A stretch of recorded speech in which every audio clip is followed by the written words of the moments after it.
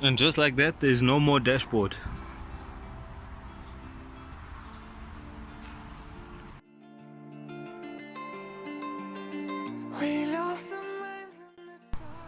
Finally, I can now start on the real mission here, and that's to remove the center console, the dashboard, and pull out the carpet so I can clean them out and inspect why I've got a leak on that side of the cabin.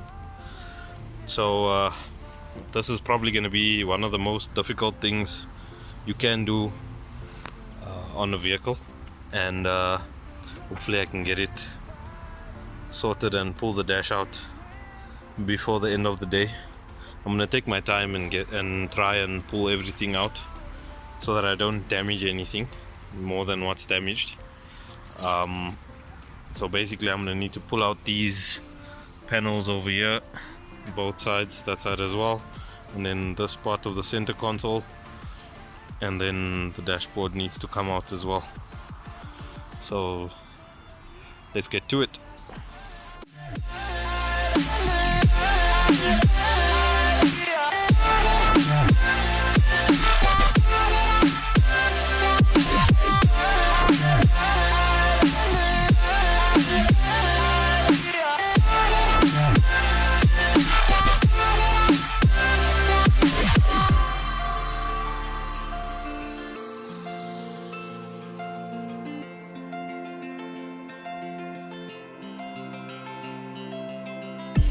We are just shadows. It's supposed to be that we die. Okay, so I've hit my first snag. I need to figure out how I'm gonna take out the cover of the handbrake as well as the gear lever. So I know with the manuals it's easy, you just screw out the gear lever and that will come out.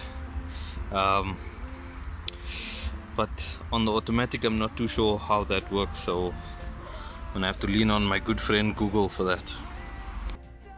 Okay, so first victory, getting the cover for the handbrake up.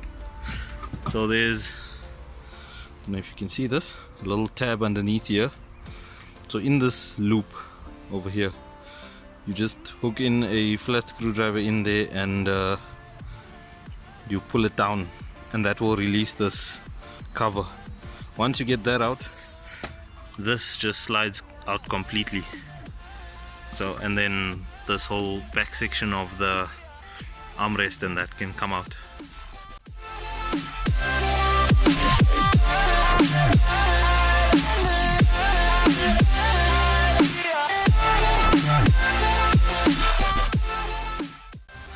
Okay, so the back section is out. The OBD2 sensor, or sorry, the OBD2 plug has 3 tabs on it. So one over here, one over there, and one on this side. You just need to push that down with a flat screwdriver and then it should pop right out. Don't forget to disconnect the lighter connector. Sure, it's very dirty underneath here.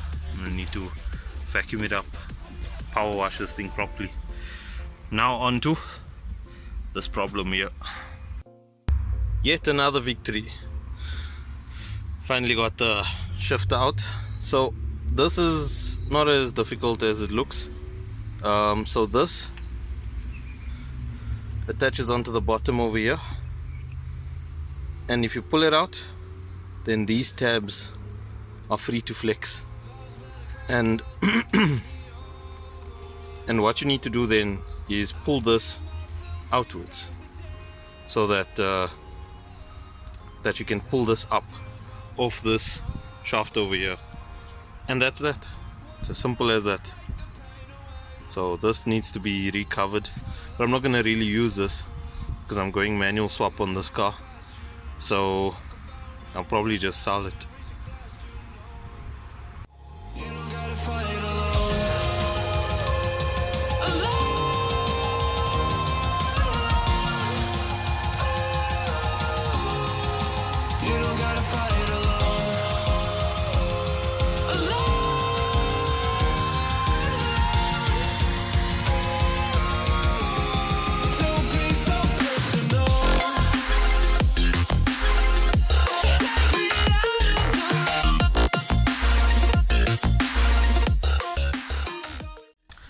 Okay, so yet another snag.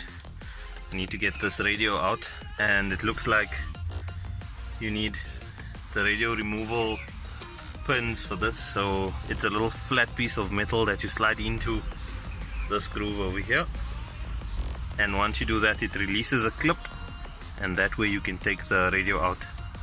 So let's see if I can fashion something that'll work here. Okay, things are going way too easily today. So got the radio out, and they always say the simplest solution is the best solution. So just use the razor or a Stanley knife, it fits in there, and it presses down on the tab, which releases the clips, and then you can pull this guy straight out. So did the one side, then the other, and that came out. Wake up from our sleep. I'll be home soon. You don't gotta fight alone.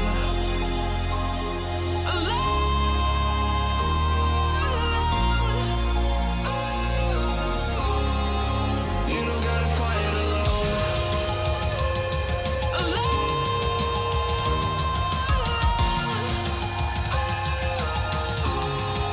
You don't gotta fight alone.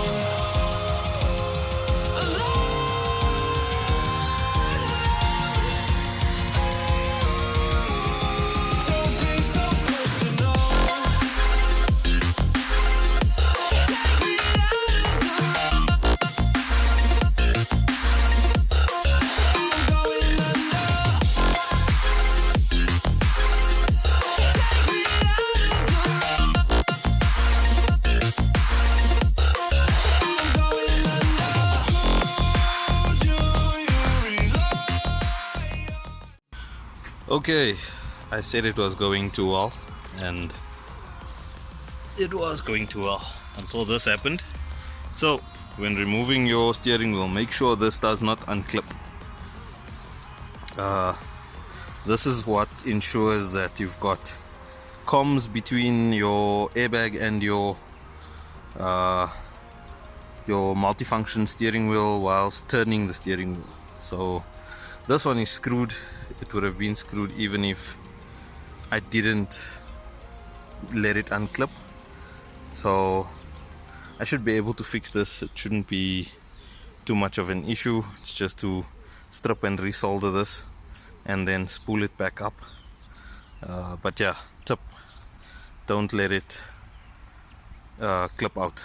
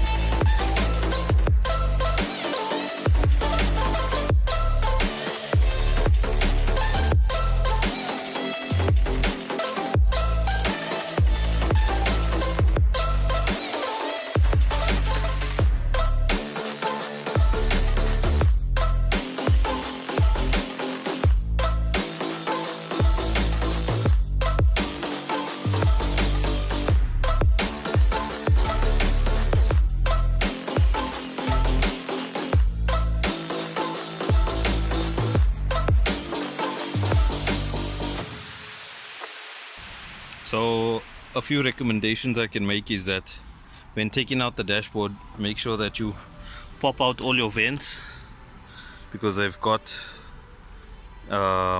these cables in them for the illumination of this. So rather pop them out and disconnect them before you pull the dashboard out.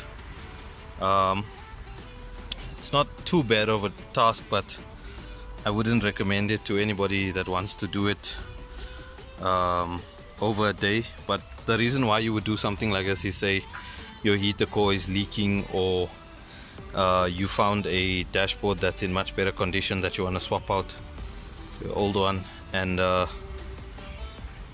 something like that will justify doing this. So these are all the parts that have to come out for the, well, that preferably should come out if you want to take out the carpet and the dashboard. This is the old dash over here, and as you can see, it was coming apart from the plastic, and the new one is still stuck to it. So we'll pop that one in as soon as I'm done cleaning out over here. So the next task is just to remove the carpet, and then we'll start cleaning out and checking to see where the leaks are coming from.